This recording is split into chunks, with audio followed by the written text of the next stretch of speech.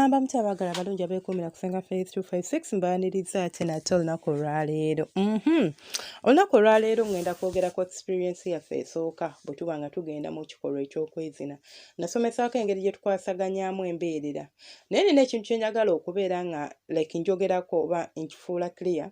Abantu bangi mujja ne muneebuuzaako senga kaakati omuwala bwe mba ngenda muzina nga gwe mulundi gwange ogusoose seegattangako. Senga kaakati omuwala emba ndudde nga simulaba nkola ntyo omusanyusa n'antenda obukugu. Kye nnina okubagamba emibiri gyaffe we tuba tukula oba omuntu bw'ozaalibwa olina changes ezituukawo nti ozaalibwa ng'oli bebi n'ogejja n'okula n'owanvuwa omukono gwo ogwali ogwa bebi ne gufuuka ogw'omuntu omukulu ne hormones mu mibiri gyaffe nazo bwe zityo bwe zigenda zibeera nga zeeyongerako n'ofuna eno hormone n'oproducing eno okitegeera bwe kityo bwe kijja kikola ki kibeerawo.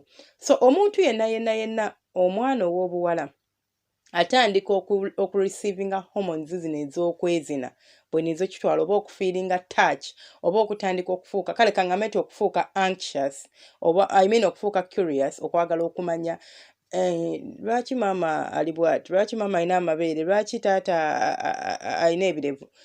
Bw'aba mwana nga twogera ku mwana abeera wa myaka nga actually according to science and studies abeera mu myaka nga 6 aba atandise okupiikinga. Kati omwana ow'obuwala ow'emyaka 10 aba atandise okuproducinga hormones ezireetera omuntu okubeera ng'ayagalwa nti osobola omukwatako n'awuliramu feeling endala naye nga wa myaka 10.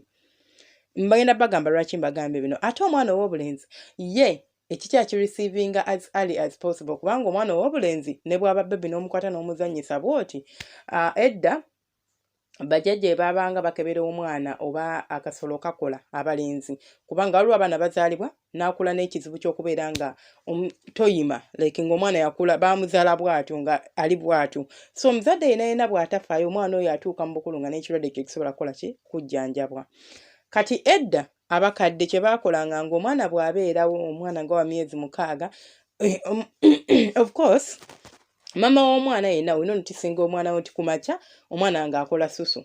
Omwana ono waba akola susu akasolo kaba kalina okukola ki okuyima. Naye mulaba ali awo lugoojami era bw'omutwalanga mu bantu abakulu abakuze ku myaka omukebera baamuzannyisanga nga bazannyisa akasolo ke mpolampola ogenda okulaba nga kasituse era bwe katasituka nga bagamba ono aliko ki ekizibu. Kisobola okujjanjabwa ng'akyali muto kiba beta. Waliwo omwana ow'obulenzi ssaawa zino akugamba nti nze okuva we natandika okutegeera nti kati ntegeera njawula nti kati akasolo kayimye tekayimye nze sirabanko kasolo bwe kayimye we kabeera kati we najja ng'ayagala ddagala oba ogenda mutandikira oba tolina kiddako. So ne ku mibiri gyaffe bwe tutyo bwe tuli teri muntu gwe basomesa nti akasolo kayingira wano mumpulira.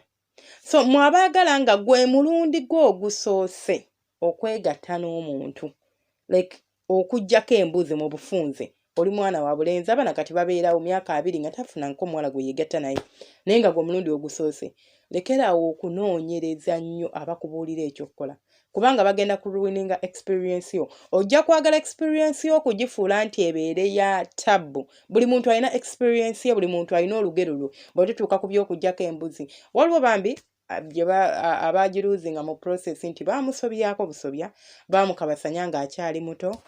Ate kino ekyokukabasanya tekiri ku baana ba buwala bokka n'abalenzi. Osanga omwana wa myaka 10 omukozi amukozesa amulimbalima, omwana wa myaka 7 omukozi amukozesa eby'ekisiru. Nja biyita bya kisiru kubanga biba bya kisiru at his age. Biba si bya kisiru ku myaka nga mikulu naye omwana omuto ng'akabasanyizibwa omukozi oba omuntu omukulu oba anti oba ani whatever kibeera kibi. So in that line bw'oba nga tuli ku bantu abakulu nti abakuze ng'oyagalako experience nga banaye mulundi gwange ogusooka amugenda ne mujja senga banaye mpa ku butiipu.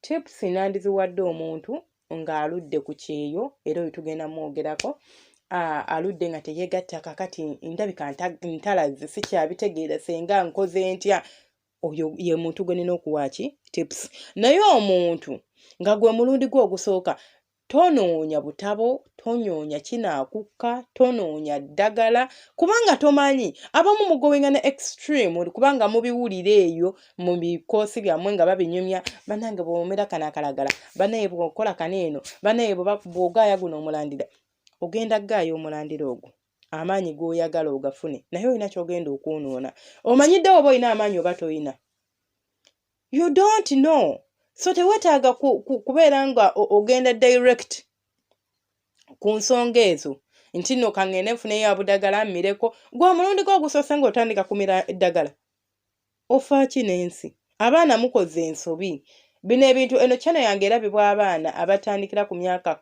erina kubeerako 18+ naye nkebera gundi zange audience yange mulimu abaana b'emyaka 17 andi nze nganze senga nze nsobola otuula n'omwana wange w'emyaka 13 and we discuss this kubanga this is life simanyi lwaki nti society abantu batya okwogera ku nsonga z'okwezina fena twezina we live by sex twepimpina tuzaala through kwezina so tuleke kubeera nga tukifuula nti kive nnyo igwa kiroboozaako nti kive nnyo gwa kirobooza bw'otyo naye nga si kive abaana tugenda ne tubakweka ebintu bino ne tubibayita kungula omwana n'ayonoona obulamu bwe kubanga tafunye guidance era gwe bw'oneegata omwana mubuulire ekintu nga bwe kiri mutuuzo kimugambe kubanga bw'otakimunnyonnyola gwe omuzadde we agenda funa n'akimunnyonnyola kyokka ekyennaka agenda kimunnyonnyola agenda kimukolako practically nti tagenda munnyonnyola theoretically nti oba agenda mugamba bigambo nedda wabula agenda kubeera ng'akimukolako kikolwa kyennyini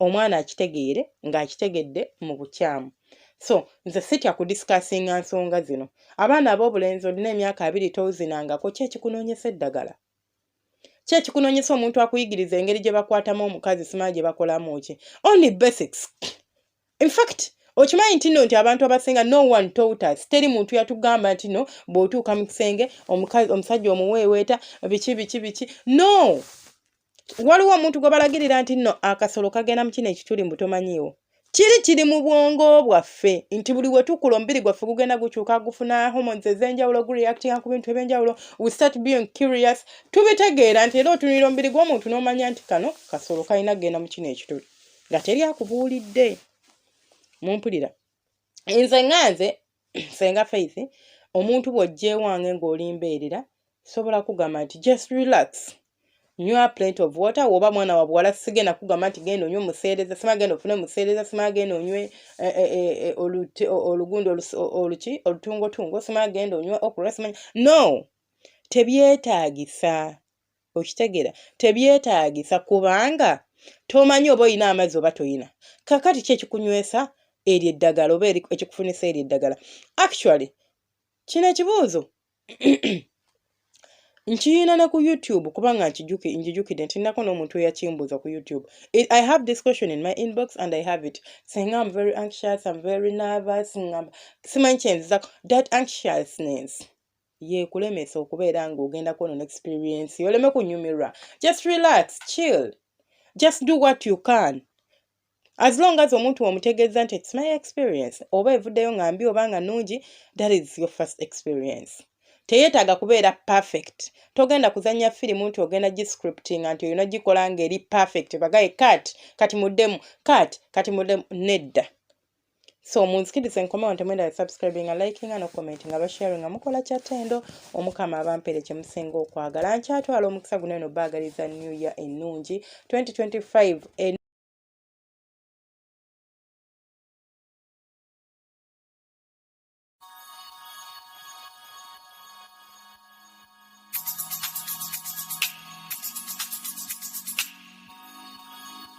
Yeah.